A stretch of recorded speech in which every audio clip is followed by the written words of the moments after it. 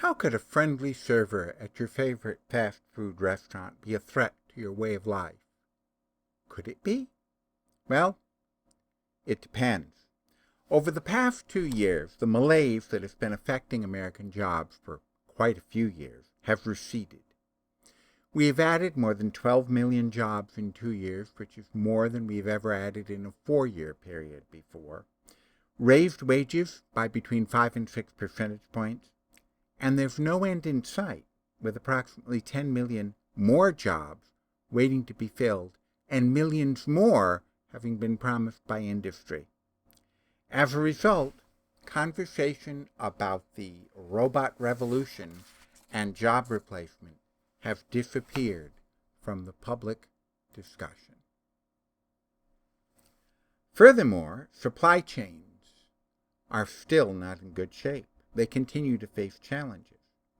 The damage done by COVID is not totally past and has been reinforced by pressures from wars, think Ukraine, natural disasters, and other diseases such as avian flu, which has led to rocketing egg prices. These challenges lead to empty store shelves in supermarkets and big box stores, and although it is now declining, to inflation. Obviously, therefore, to most people, we need more people working, not less. All you have to do is listen to certain politicians who are happy to tell you that all the retired folk should just go back to work. Are they right? Looking at an empty shelf or not being able to make a profit right now makes many of us very antsy. Even though the problem may be a war in one developing country, causing a lack of resources for components in another developing country where there are company factories, or whether it's closed port due to an ongoing plague, or a lack of hens to lay more eggs due to another plague. We want it fixed now, without any thought as to how it should be fixed. And we assume that if it isn't fixed, and we can see open jobs and the lowest unemployment rates in well over 50 years, it must be a lack of workers. Nothing to worry about with the future of the job market itself. After all, nothing bad will happen this quarter. However, we do not live only in this quarter. We live across many quarters. And for workers, the things that continue to be developed and deployed threaten their future if we do not change the way we approach the political economy. In the picture you see here, robotic carts in a huge warehouse pack orders in the United Kingdom for an online grocery delivery service. Having received an order electronically, a cart is assigned and goes from bin to bin where it is automatically loaded with the goods ordered and packages them for delivery. Notice the number of human workers active with the carts in this picture. More and more warehouses look like this one. So robots reduce the number of jobs that are the type of jobs that were the mainstay of the working and middle classes even 50 years ago. What about other forms of computerization? When I completed my master's degree in 1999, my research and thesis were on the effects of ATM machines on bank teller positions. It was a time when many major American banks, my own experience was with Bank of America, were beginning to charge a fee for a customer to be able to speak to an actual teller. What I discovered was that globally, the use of ATMs reduced teller positions by about a third. 1 out of 3 tellers around the world were made redundant and were eliminated. In the United States, it was somewhat lower, about 1 in 10.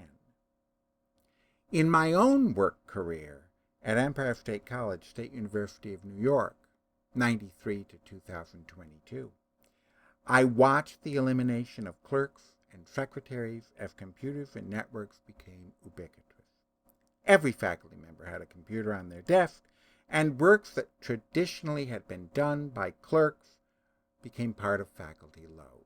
I myself was moved to a professional position from a clerical position, moving from CSCA to UUP, because I was an extremely efficient, productive worker, and my position in the clerical staff was eliminated by computers. In my doctoral research, which was on the effects of emerging technologies on faculty at SUNY, I discovered that the use of high technology educational aids was reducing tenured faculty lines and direct faculty instruction of students. It is not just physical jobs in places like warehouses that are being destroyed by higher tech. I don't pretend to have the solution, but I know what isn't the solution. Doing nothing is not the solution. Trusting the market is not the solution. Ignoring the problem is not the solution. One of my favorite fiction authors, Jack Chalker, may he rest in light, had nearly every one of his fantasy and science fiction series centered, if you knew where to look, around economics. Generally, every book had multiple civilizations that had, in one way or another, solved the end of mass labor through technology in one of three ways.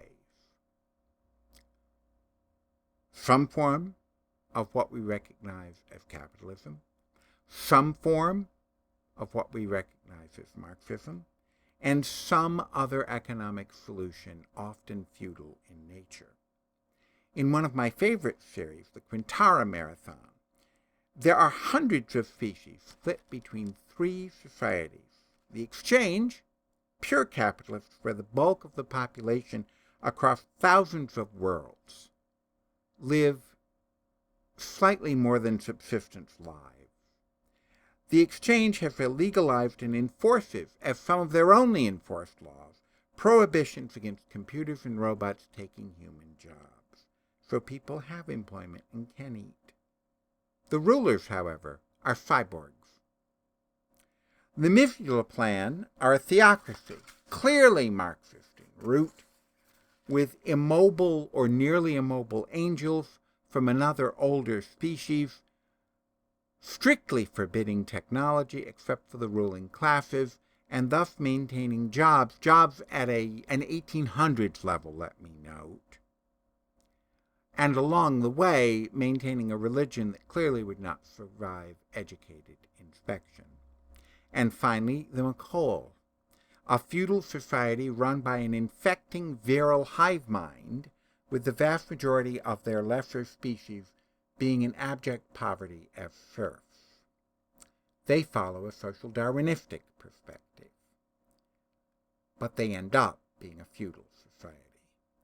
And while the primary storyline in the series is about demons, extradimensional beings, who gave rise to the universal demonic legends among the thousands of species in the galaxy, the economic underpinnings of the relationship between the three societies and their people are clearly defined and are a compelling source of tension. The reason I think Chalker always used similar economic constructs is because there are only a few possible economic constructs that can survive the emergence of extreme high technology, something that, if we do not kill ourselves off shortly, will emerge in the lifetime of our children. The fourth option, which he never really mentions, but which has been covered in a fair amount of dystopian fiction, is increasing isolation for the elites, robotic troops to protect them, and the death or murder of the majority of redundant persons. Some people, in real life, are beginning to seriously consider where we need to move as robotization and new forms of computerization and energy render scarcity in work superfluous. Universal basic income? An exchange-style system with enforceable regulations preventing worker replacement with technology? A return to a brutal, short, feudal lifestyle? Elimination of most of us? It is not enough to allow ourselves to be ignorant. We need to have this discussion and have it seriously while we still have the power to have it. Please think and act. There are too many of us not to.